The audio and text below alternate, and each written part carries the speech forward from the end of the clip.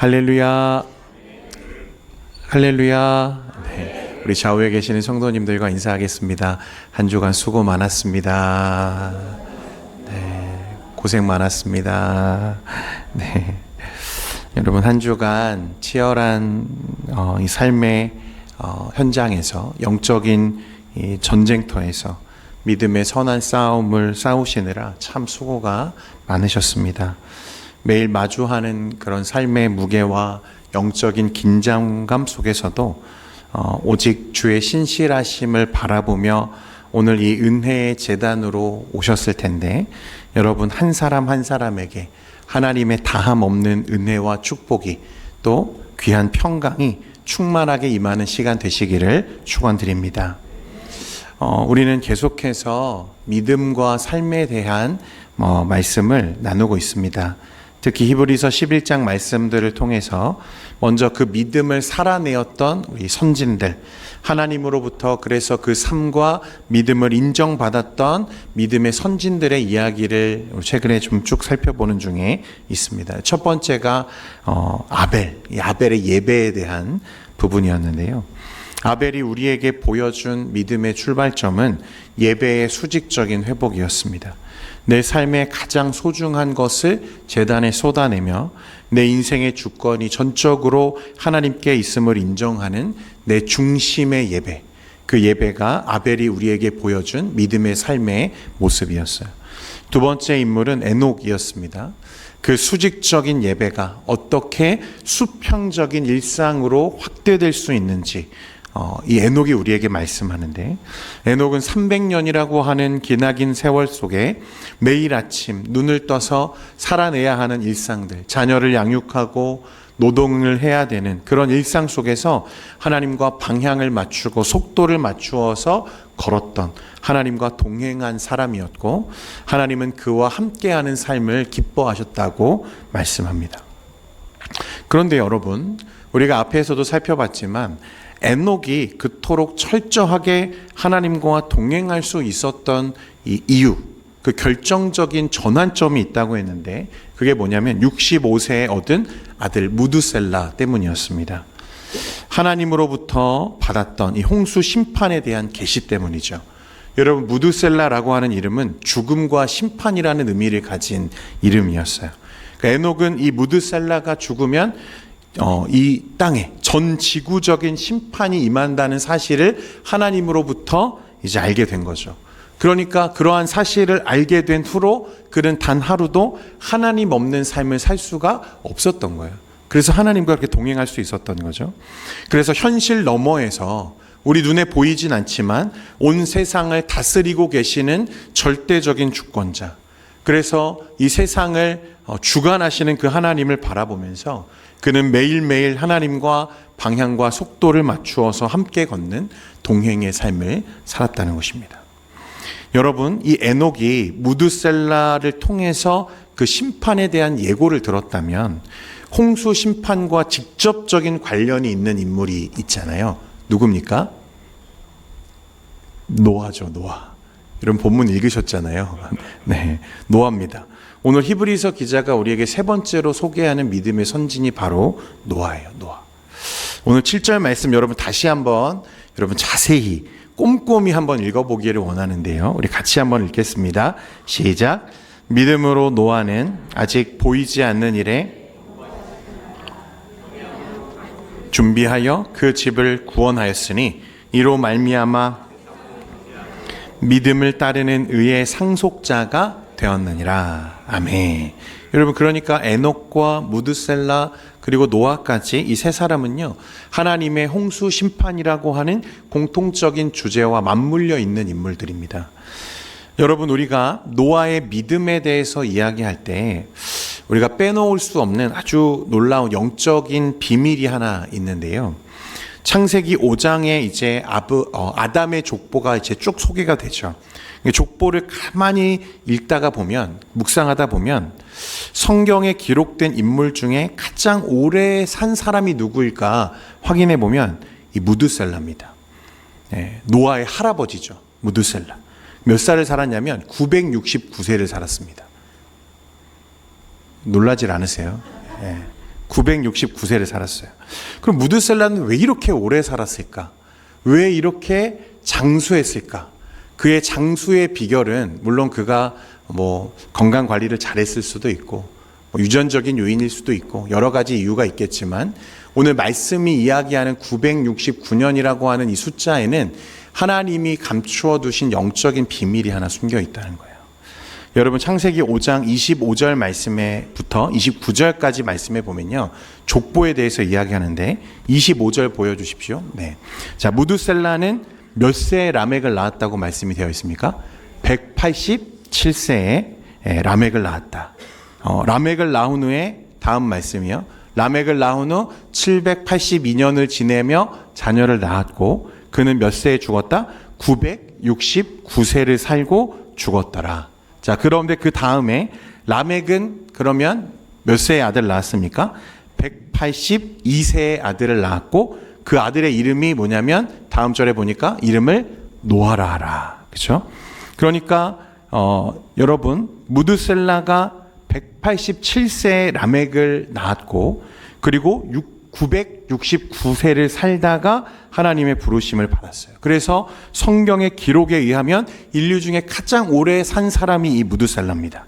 그런데 이 무드셀라의 아들 라멕이 182세의 아들을 낳았는데 그 이름이 노아라는 거예요.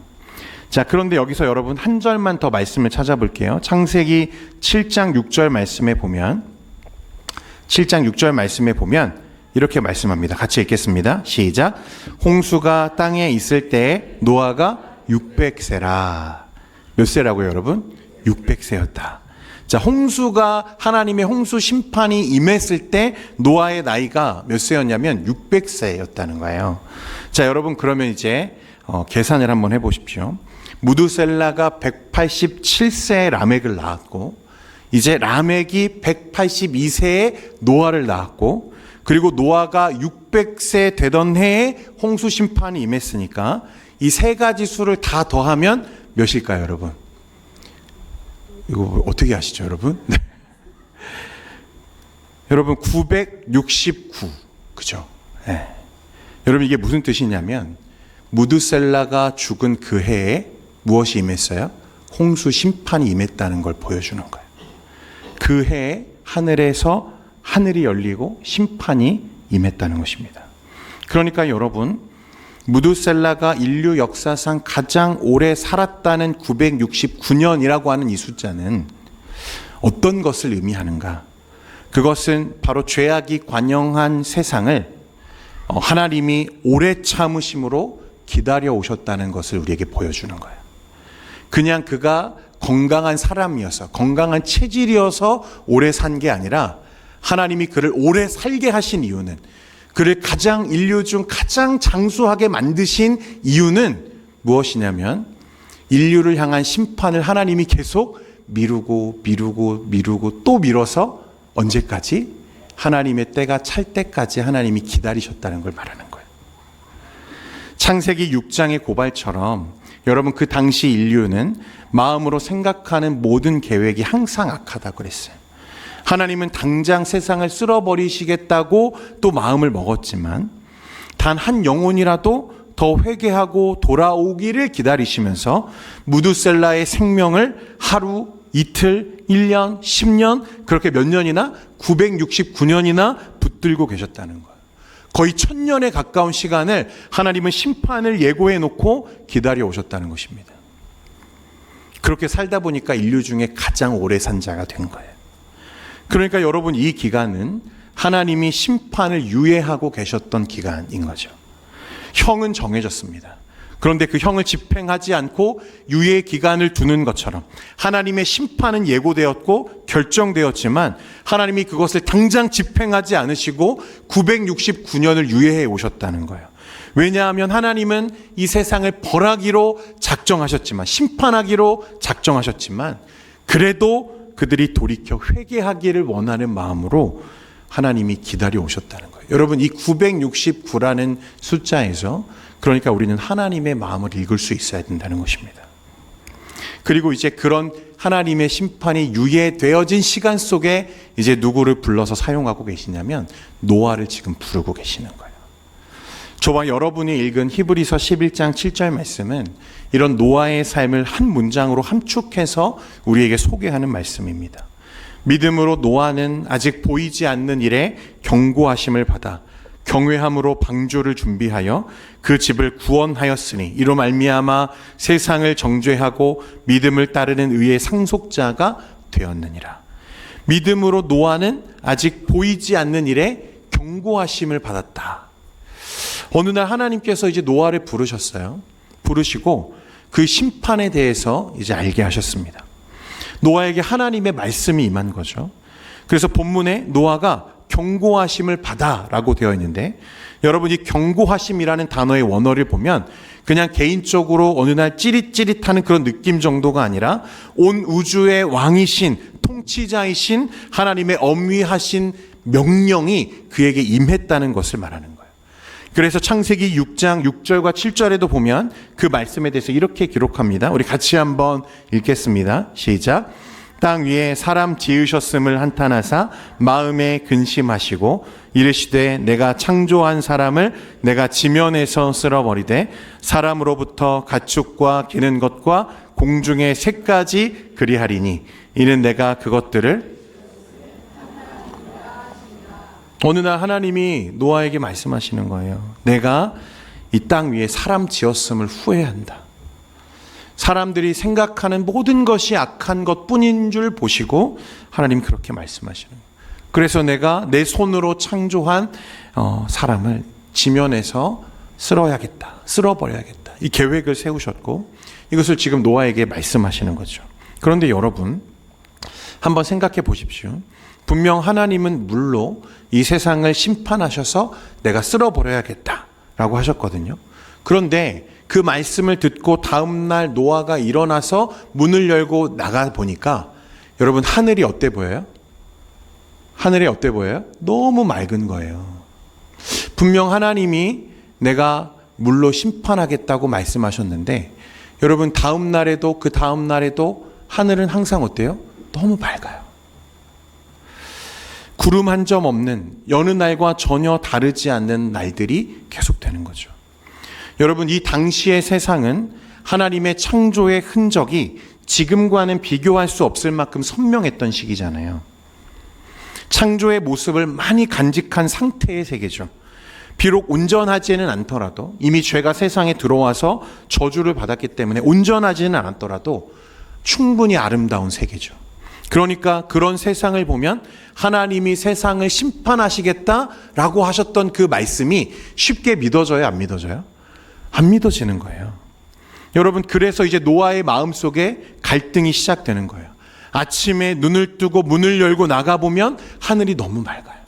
그리고 세상 사람들은 다 멀쩡하게 자기 원하는 대로 다 마음대로 살고 있는 거죠. 그러니까 내 눈에 보이는 현실은 어때 보입니까? 아무 일도 일어나지 않을 것 같은 현실을 지금 살게 되는 거죠. 그런데 하나님의 말씀은 뭐라고 말씀하세요? 심판이 있다고 말씀하시는 거예요. 세상은, 내 눈에 보이는 세상은 너무나 평안하고 너무나 맑고 화창한데 내 영혼에 보이지 않는 그 하나님의 말씀, 내 영혼에 임하신 그 하나님의 말씀은, 엄위하신 그 하나님의 명령의 말씀은 여러분 심령에 와서 계속 그에게 부딪히는 거예요. 심판이 있다는 거예요. 그러니까 노아는 눈에 보이는 이 수평적인 현실과 보이지 않는 수직적인 말씀이 지금 그 안에서 충돌하는 삶을 살게 되는 거죠. 그런데 여러분 노아는 어떻게 했습니까? 노아는 어떻게 했죠? 산 위로 올라갔어요. 그리고 그곳에 방주를 지어 만들기 시작했습니다. 여러분 눈에 뭔가 보여서 올라간 게 아니에요. 여러분 하늘에 구름 한 점이라도, 먹구름이라도 하나님이 좀 보여주시면 좋을 텐데 그런 게 전혀 없었다는 거예요.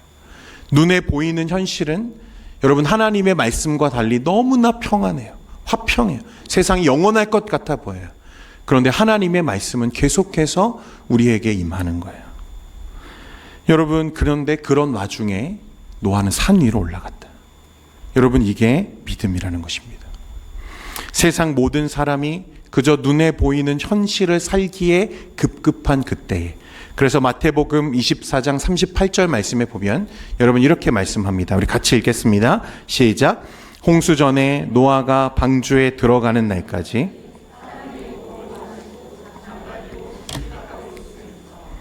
그렇게 그냥 먹고 마시고 시집가고 장가가고 그렇게 살고 있는 이 세상에서 노아는 눈에 보이는 현실을 살지 않고 하나님의 말씀을 어떻게 하는 거예요?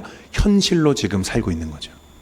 눈에 보이는 현실을 내가 내 삶으로 사는 게 아니라 눈에 보이지 않는 하나님의 말씀을 현실로 살고 있는 사람, 그게 바로 노아였다는 것입니다.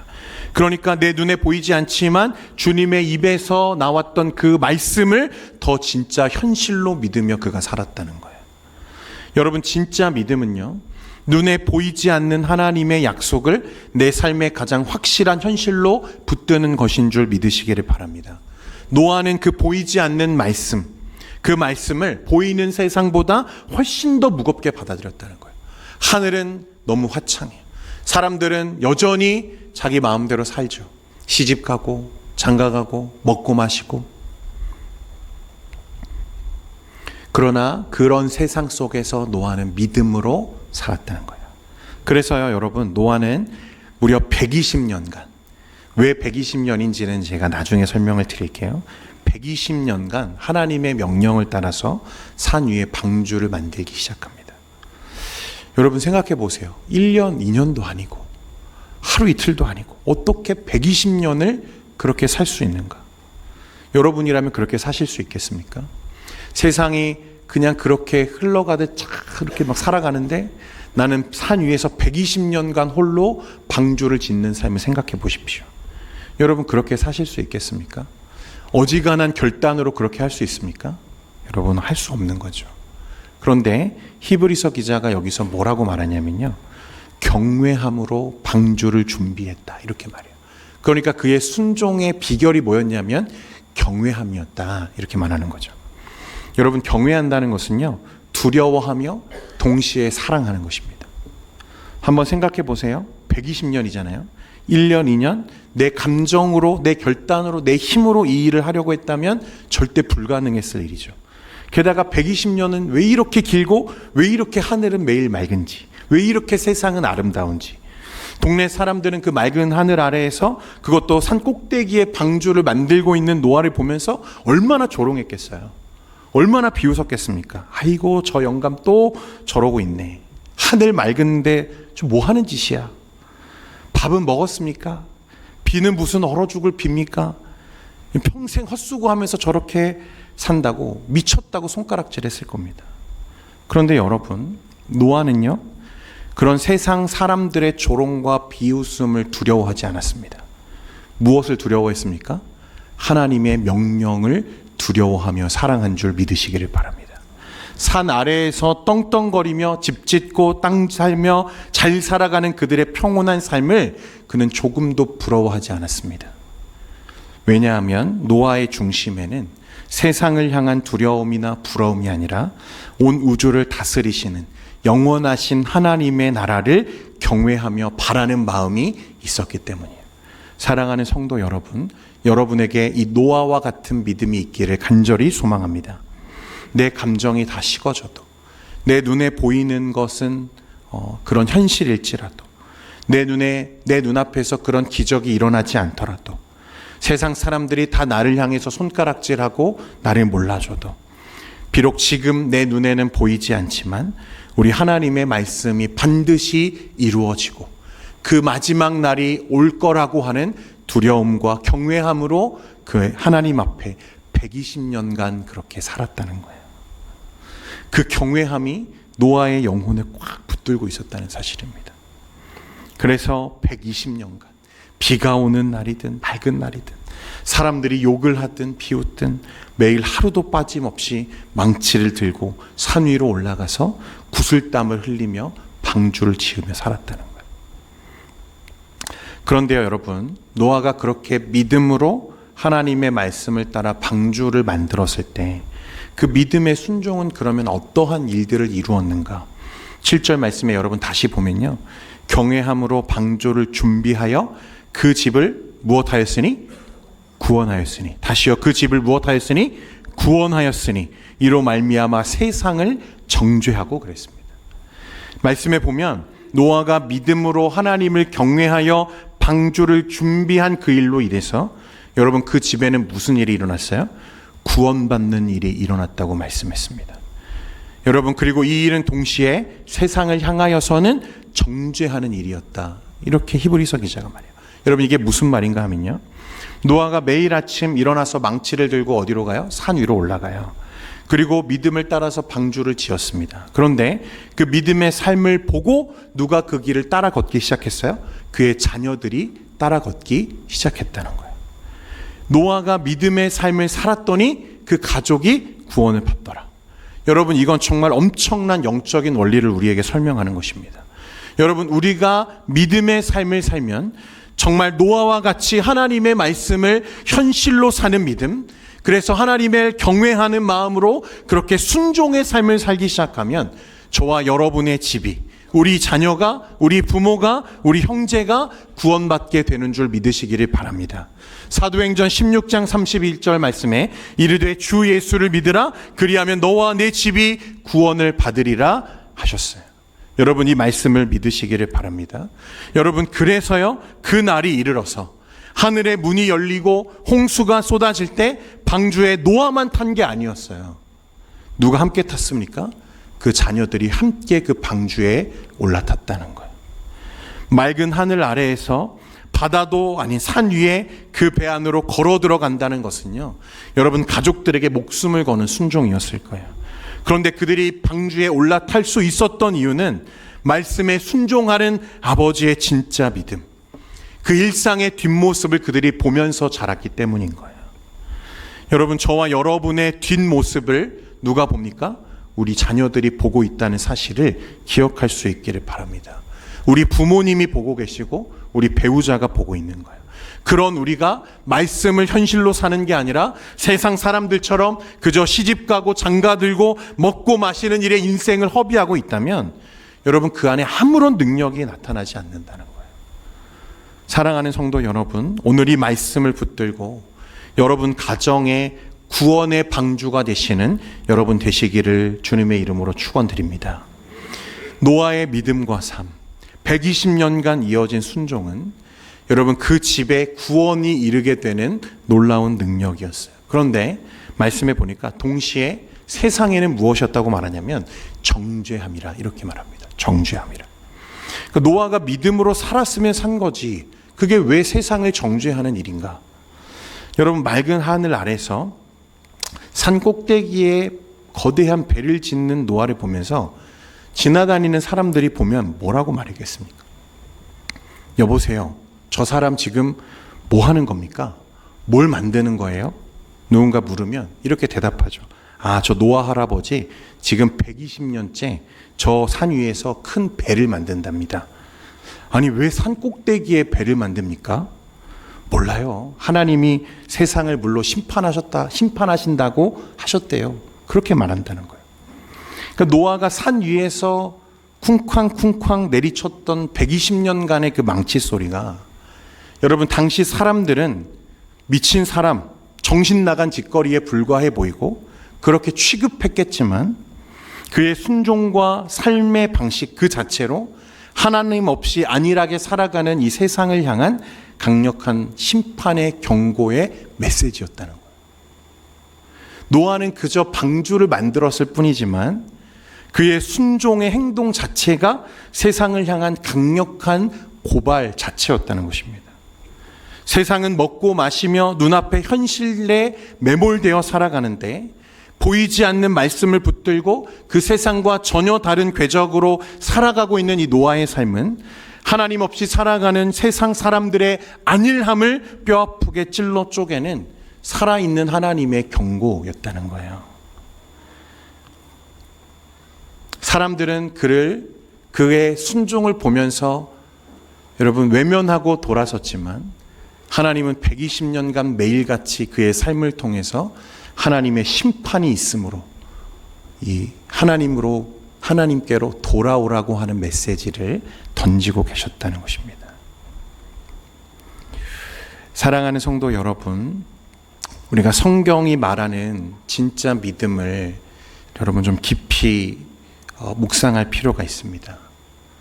여러분, 믿음은 우리 기분이나 감정에 따라 달라지는 어떤 것이 아닙니다. 하나님의 말씀을 붙들고 그분을 두려워하는 경외함으로 오늘이라고 하는 이 지루하고 평범한 일상 속에서 그 말씀을 진짜 현실로 붙들고 살아내는 것, 그것이 믿음인 줄 믿으시기를 바랍니다.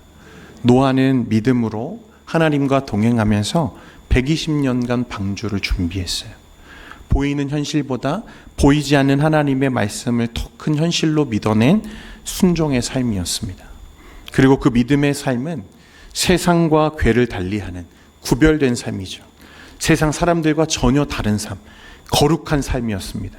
하나님은 그 시대에 그런 거룩한 자의 삶을 통해서 세상을 향해 메시지를 보내고 계셨다는 거예요.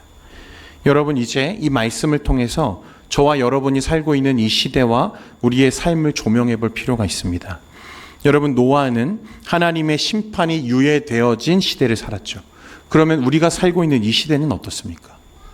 여러분, 우리는 이 시대를 이미와 아직 사이라고 우리가 소개하죠. 예수님의 초림과 재림 사이. 여러분, 예수님이 처음 이 땅에 오셨던 초림의 목적은 무엇이었습니까? 예수님이 왜 이 땅에 오셨죠? 저와 여러분을 죄에서 구원하시기 위해서 오셨습니다. 그 목적은 구원이었어요. 그리고 그 목적대로 십자가 위에서 우리의 모든 구원을 주님께서 완성하신 줄 믿습니다. 그런데 예수님은 왜 다시 오시죠? 예수님이 왜 다시 오실까요? 재림의 목적은 무엇입니까? 우리를 구원하시기 위해서 오시는 것입니까? 아닙니다. 여러분, 구원은 이미 완성된 줄로 믿으시기를 바랍니다. 주님이 다시 오시는 이유는 무엇 때문에 오시는 거예요? 심판주로 오시는 거예요.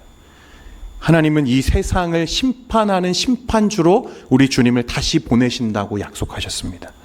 그러니까 여러분, 저와 여러분도 동일하게 노아와 마찬가지로 심판이 유예되어진, 하나님이 오래 참고 기다리시는 중에 잠시 그 심판이 유보되고 유예되어진 마지막 날들을 지금 살고 있는 거예요. 베드로후서 3장 9절 말씀에 보면요, 주의 약속은 어떤 이들이 더디다고 생각하는 것 같이 더딘 것이 아니라 오직 주께서는 너희를 대하여 오래 참으사 아무도 멸망하지 아니하고 다 회개하기에 이르기를 원하시느니라. 세상을 보면 여러분, 지금 그런 징조가 보입니까? 역사가 끝날 것처럼 보입니까? 사람들은 오늘의 태양이 내일도 반드시 떠오른다는 세상 생각을 가지고 살아가죠. 그래서 오늘날 사람들도 먹고 마시고 장가들고 시집가고 다 그렇게 살고 있잖아요. 하나님 없는 삶이죠. 그러나 여러분, 오늘 말씀이 우리에게 주시는 이 말씀, 약속의 말씀을 우리가 붙들기를 원하는데, 여러분, 우리 주님은 반드시 다시 오신다고 말씀했습니다. 그 날은 정해져 있고 주님은 그 날에 오셔서 이 세상을 주님의 말씀 가운데 심판하신다고 약속하고 계시다는 거예요.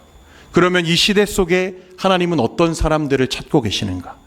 여러분, 믿음으로 120년간 순종하여 방주를 준비하여 만든 노아처럼 이 시대에 하나님의 말씀을 현실로 믿으며 주님이 다시 오셔서 심판하시는 그 날을 기다리면서 믿음의 방주를 만들며 사는 이 시대의 노아를 하나님은 찾고 계시는 줄 믿습니다. 저와 여러분은 그러니까 믿음의 삶, 세상과 궤를 달리하는 하나님의 말씀을 현실로 살아내는 그런 거룩하고 경건한 삶을 통해서 세상이 영원하지 않음을 알리는 도구로 쓰임받아야 된다는 거예요. 여러분, 우리의 믿음의 삶 자체가 세상을 향해 보내시는 하나님의 거룩한 메시지라는 사실입니다. 여러분, 이제 오늘 이 본문의 마지막 결과를 보십시오. 이렇게 120년간 믿음을 살아낸 노아는 세상의 유산이 아니라 믿음을 따르는 의의 상속자가 되었다고 말씀합니다. 심판의 비가 쏟아지던 날에 세상 사람들이 평생을 바쳐서 모아오고 쌓아 올려왔던 그 모든 것이 흔적도 없이 물속에 잠겨 사라질 때, 그러나 세상의 조롱을 견디며 하나님의 보이지 않는 말씀을 현실로 살았던 노아만이 하나님의 영원한 나라를 상속받은 줄 믿으시기를 바랍니다. 여러분, 그게 우리의 유일한 소망이고 기쁨이라는 거예요. 주 안에 사랑하는 성도 여러분, 영원한 것을 위해서 영원하지 않은 것을 허비하며 하나님 나라의 영광을 위해서 이 세상의 영광을 포기했던 노아처럼, 그래서 그 가족을 구원하며 마침내 하나님이 주시는 의의 면류관을 받았던 노아처럼 오늘 저와 여러분도 믿음의 삶을 살고 주님 앞에 이 마지막 날, 마지막 때를 살아가는 거룩한 성도로서 여러분 그렇게 쓰여지는 저와 여러분 되기를 간절히 소망합니다. 그게 주님이 저와 여러분을 부르신 이유예요. 여러분 믿음으로 살고 계십니까? 여러분 믿음대로 살고 계십니까?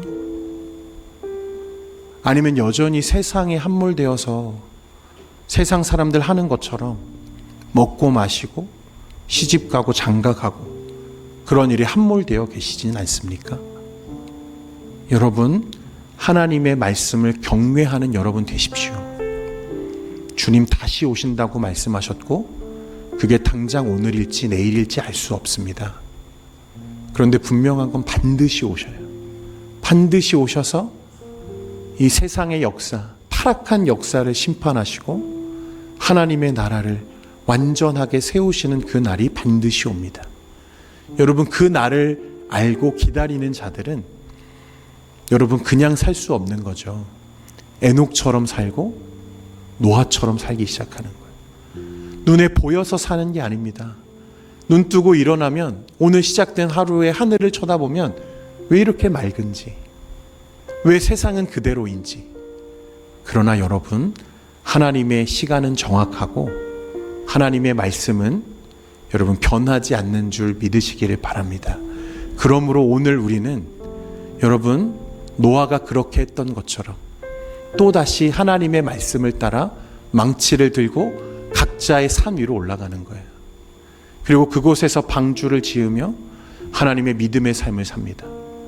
그리고 그 믿음의 삶을 본 내 자녀들이, 내 배우자가, 내 부모님이 나와 같은 믿음을 가지고 걸어 나오는 은혜가 있게 되는 것입니다. 여러분 그런 삶을 사시는 우리 모두가 되기를 소망합니다. 하나님의 말씀을 현실로 사는, 하나님의 말씀 위에 서서 사는 것. 여러분 그런 삶, 하나님의 영적인 신비를 누리며 사는 삶, 하나님과 동행하는 삶, 순종으로 세워가는 믿음의 삶, 그런 삶 살아가는 저와 여러분 되기를 소망합니다.